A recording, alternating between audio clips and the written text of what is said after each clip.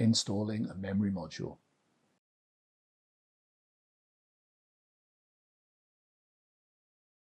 Use the memory module tool to press the retaining clips at each end of the memory module connector outward. Using both hands, align the memory module with the slot and gently place it on the slot. Firmly press both ends of the memory module straight down into the slot until the retaining clips snap into the locked position. Install the DIMM cover. Note: if your DIMM covers have rubber attachments, be aware that different types will be used according to the installation orientation and the DIMMs to be covered. Make sure to follow the rubber-attached DIMM cover mapping rules.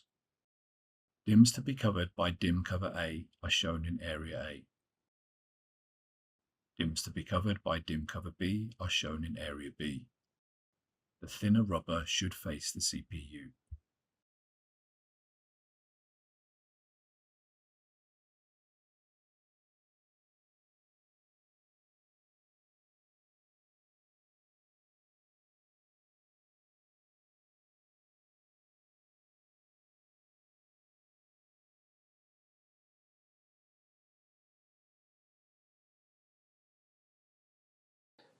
Install the memory module tool on the DIMM cone.